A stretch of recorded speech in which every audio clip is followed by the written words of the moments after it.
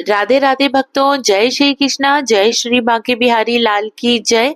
भक्तों, आपका मेरे YouTube चैनल कृष्ण भक्त की दुनिया में बहुत बहुत स्वागत है। भक्तों, आज के वीडियो में हम जानेंगे निर्जला एकादशी व्रत की बहुत ही सरल पूजा विधि। ज्येष्ठ मास की शुक्ल पक्ष में आने वाली एकादशी को निर्जला एकादशी के नाम से जाना जाता है। इस दिन भगवान विष्णु का पूजन किया जाता है और माता लक्ष्मी जी का भी पूजन किया जाता है और जल का दान किया जाता है। आज की वीडियो में आपको निर्जला एकादशी की बहुत ही सरल पूजा विधि बताऊंगी। तो चलिए भक्तों, निर्जला एकादशी व्रत की पूजा विधि देखते हैं। तो भक्तों, सबसे पहले आपको एक चौकी लेनी है। चौकी पे लाल या पीले रंग का आपको कपड़ा बिछाना है। तो आसन बिछाएंगे। उसके बाद भक्तों, आपको थोड़े से तिल रखने हैं और तिल पे आपको भगवान विष्णु और माता लक्ष्मी जी का विग्रह आपको लेना है। उसके बाद भक्तों, मैंने इस तरीके स्थापना कर दी हूँ। अब मैं यहाँ पे थोड़े से तिल और पुष्प लेके मैं यहाँ पे लड्डू गोपाल जी को भी विराजमान करूंगी। तो यहाँ पे मैंने लड्डू गोपाल जी को विराजमान कर दिया है। इसके बाद भक्तों, मैं थोड़ा सा तिल का और पुष्प का आसन लगा के मैं भगवान गणपति जी को भी विराजमान करूंगी। भक्तों, अब हम थोड़ा सा तिल का और पुष्प का आसन लेंगे। निर्जला एकादशी के दिन हमें एक कोरा घड़ा लेना होता है। उसके कंठ पर हम कलावा बांध देंगे और उसे जल से भर लेंगे। अब इस कलश को भगवान विष्णु के सीधे हाथ की तरफ स्थापित करेंगे। आप इसमें जल पहले से भरकर भी रख सकते हैं या आप स्थापित करने के बाद भी आप जल भर के रख सकते हैं। मटके के ऊपर आपको एक पात्र रखें और उसके ऊपर कोई भी ऋतु फल आप रख सकते हैं।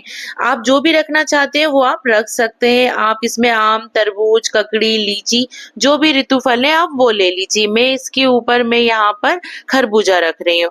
भक्तों, अब हम शुद्धिकरण करेंगे। तो यहाँ मैं सभी का अच्छे से शुद्धिकरण कर ले रही हूँ। भक्तों, जब भी एकादशी व्रत पड़ता है तब भी आप एकादशी के दिन आप अपने प्रभु को आप पंचामृत से स्नान जरूर कराएं। तो भक्तों, मैंने यहाँ सुबह पंचामृत स्नान कर दिया है, लेकिन पूजा करते टाइम मैं सभी का शुद्धिकरण कर रही हूँ। तो इस तरीके से मैंने यहाँ पे शुद्धिकरण कर लिया है। अब मैं यहाँ पे सर्वप्रथम मैं यहाँ पे जो मैंने कलश लिया है, जो घड़ा लिया है, मैं उसमें स्वास्तिक बनाऊंगी। तो इस तरीके से यहाँ मैंने स्वास्तिक बना लिया है। उसके बाद भक्तों, मैंने यहाँ पे तिल समर्पित किए, पुष्प समर्पित किए इस तरीके से।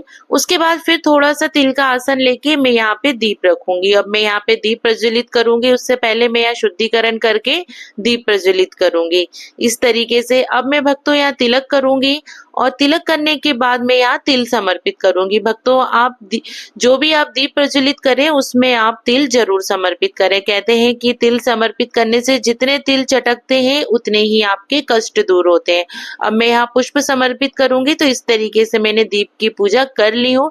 अब मैं सर्वप्रथम भगवान गणपति जी की पूजा करूंगी। मैंने तिलक कर दिया है, मैंने वस्त्र रूपी कलावा समर्पित कर दिया है, जनेऊ समर्पित कर दिया है। अब मैं पुष्प समर्पित करूंगी। तो इस तरीके से मैंने पुष्प समर्पित कर दिए हैं।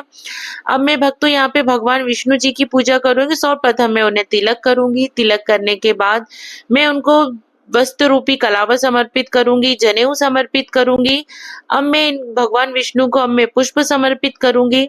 इस तरीके से यहाँ मैंने उनकी पूजा कर ली हूँ, आप देख सकते हैं भक्तों। अब मैं यहाँ पे माता लक्ष्मी जी को तिलक करूंगी इस तरीके से। तो मैं यहाँ उन्हें कुमकुम से तिलक कर रही हूँ। अब मैं यहाँ पे उन्हें वस्त्र रूपी मैं यहाँ पे साड़ी और श्रृंगार का सामान समर्पित कर रही हूँ। अब मैं भक्तों यहाँ पे पुष्प समर्पित कर रही हूँ। मैं लाल रंग के पुष्प समर्पित कर रही हूँ।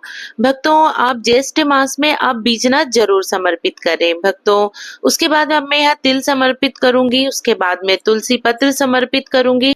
अब मैं यहाँ पे लड्डू गोपाल जी को तिलक समर्पित कर रही हूँ। उसके बाद मैं वस्त्र रूपी कलावा समर्पित करूंगी, जनेऊ समर्पित करूंगी। अब मैं पुष्प समर्पित करूंगी। इसके बाद भक्तों, मैं आप देख रहे हैं कि यहाँ पे मैं लाल पीले रंग के पुष्प समर्पित कर रही हूँ। जो आपके पास पुष्प हो आप वो समर्पित कर सकते हैं। उसके बाद भक्तों, मैं यहाँ पर तिल समर्पित करूंगी। अब मैं तुलसी पत्र समर्पित करूंगी।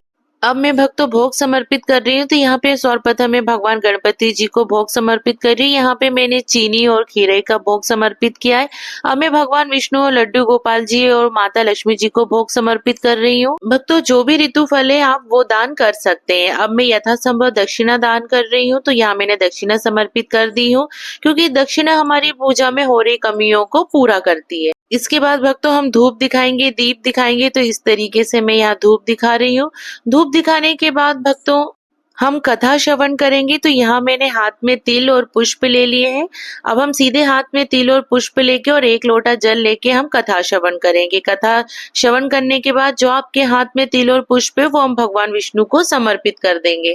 इसके बाद भक्तों हम आरती करेंगे। या तो आप कपूर आरती कीजिए या जो आपने दीप प्रज्वलित किया है आप उससे आरती कीजिए।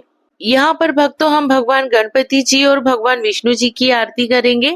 आप माता लक्ष्मी जी की भी आरती कर सकते हैं, लेकिन कम से कम आप 2 आरती जरूर गाएं। इसके बाद भक्तों हम हाथ जोड़ के हम पूजा में हो रही कमियों के लिए हम क्षमा याचना करेंगे और भगवान से हम अपनी मनोकामना पूरी करने के लिए प्रार्थना करेंगे। तो भक्तों इस तरीके से हमें ये पूजा करनी है।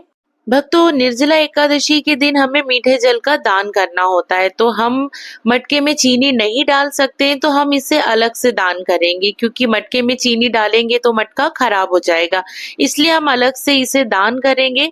तो आप भक्तों एक अलग से आप चीनी रख लीजिए, क्योंकि जब आप मटका दान करें तो साथ में आप चीनी का भी दान आप जरूर करें।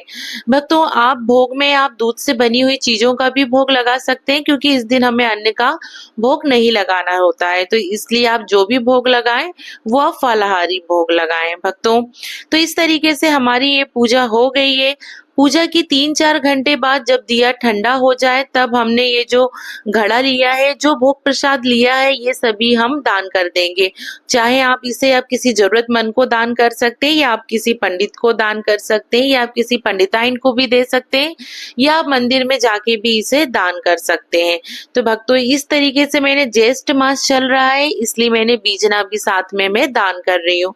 तो आप भी बीजना भी दान कर सकते हैं, या जो आपसे यथासंभव हो आप वो दान कर सकते हैं।